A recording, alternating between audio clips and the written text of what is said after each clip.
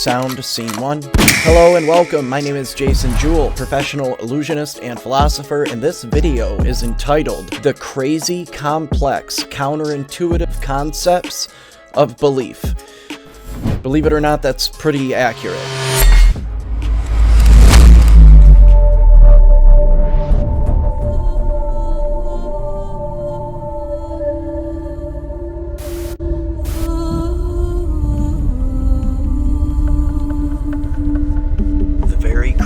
Complex, counterintuitive concepts of belief.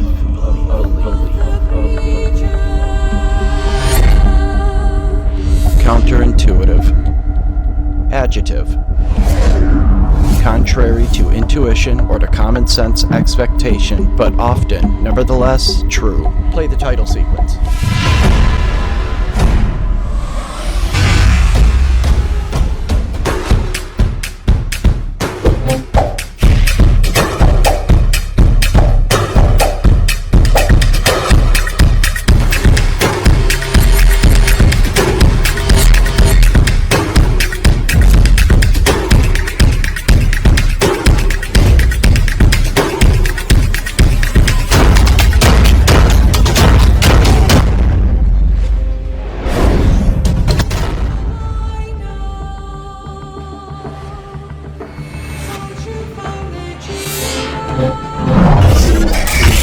Okay, so here's the thing. In my opinion, belief is quite possibly one of the most counterintuitive concepts in all of philosophy. However, after watching this video, you will have an academically sufficient understanding of the nature of belief. We will define very important terms, we will address common objections, we will answer frequently asked questions, and most importantly, we will learn some very counterintuitive facts about belief. Before we get started, we have to address a very unfortunate and all too often asked question, which is, who cares? Chapter 1. Who cares? Look, it's no secret that arguments pop up left and right on the internet, and this is not necessarily a bad thing. With social media platforms like Facebook and YouTube, we have a kind of marketplace of ideas where we can, in real time, test out our arguments, our claims, and assertions. Unfortunately, we find ourselves in a very familiar position in which we're in the middle of debating someone on a specific claim or disagreement, and seemingly out of nowhere they will ask, who cares what other people believe? Why should I care what you believe? Why do you care what I believe? This essentially comes down to one question, which is the first counterintuitive lesson about belief. Should we care about the thoughts and beliefs of others? And the answer is simple and straightforward. The answer is yes, we should care about the beliefs and thoughts of others. Why do so many people believe otherwise? Well, it's what they've been taught, and subconsciously, people have a habit of associating caring about other people's beliefs with agreeing with those beliefs. And that's simply not the case. Although it may seem counterintuitive, why should we care about the beliefs of others? So, first of all, beliefs inform our actions. We act in accordance with our beliefs. The actions that we take is motivated by that which we believe is true or not true. Secondly, our actions, like all actions, have consequences. There is no action that you can take, big or small, that will not, on some level, have some sort of reaction or consequence. Lastly, we don't live in a vacuum. These consequences affect us and those around us. Essentially, the beliefs that we hold as a society shapes that society by the actions that we take. And this is why it's very important to care about the beliefs that we have. As Matt Dillahunty would say, I want to live in a world where people believe in more true things than false things, because this is how we create an informed and educated society, which in turn is how we make a morally sufficient society. There's no hidden secret. We've known this all along. So to answer the original question, who cares? There's a lot of people who care. We have both public and private schools that teach us for almost 12 years of our lives what beliefs are considered to be true and what beliefs are considered to be false. We have lawyers that are professionally trained to identify evidence that supports their client's claim.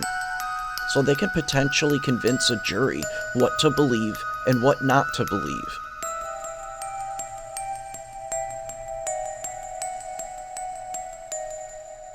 Virtually every company in existence have almost unlimited marketing concepts meant to promote the idea that their product is in fact better than the competition.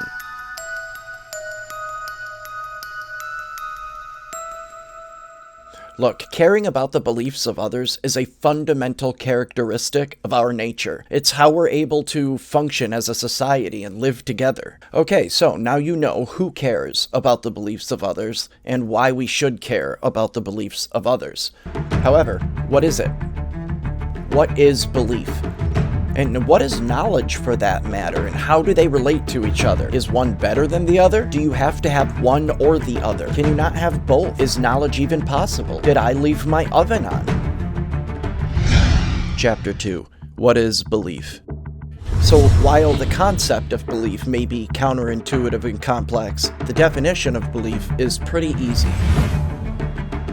A belief is the act of accepting a claim, statement, or idea as true, or corresponding to reality. It is really that simple. If you take a concept or an idea and you accept it as true, you believe it. Funny enough, have you ever heard somebody say, "I don't believe it, I know it," or "I don't believe it's true, I know it's true"? This is the flawed statement that is our second counterintuitive aspect of belief. So what does knowledge mean? What does it mean to know something? Okay, so here's the thing. The term know, K-N-O-W, to know something, can mean two things, and to our mistake, we use this interchangeably without caution. So the first usage of the word know that we're going to address is to be familiar with or aware of. Do you know about Batman? Do you know about China? Do you know about science? Do you know these things? Are you aware of them? Are you familiar with what they are?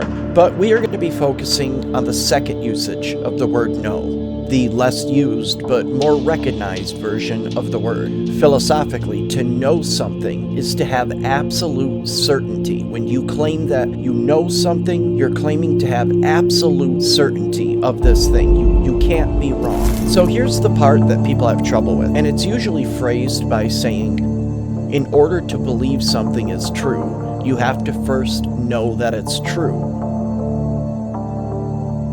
This is backwards. It's actually, in order to know something, you must believe it first. In order to know something is true, you must first believe it's true. To some people, this may sound completely backwards, and I understand. So, let's examine it just a little bit closer. So, a belief is when we accept a claim, statement, or idea as true, while knowledge is when we assert absolute certainty of said belief.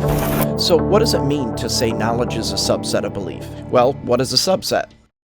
Alright, here is how subsets work. All apples are fruit, but not all fruit is an apple. Just as all bananas are fruit, but not all fruit is a banana. This makes bananas and apples subsets of fruit.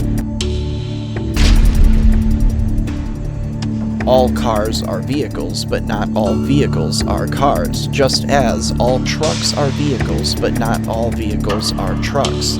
And this makes cars and trucks a subset of vehicle.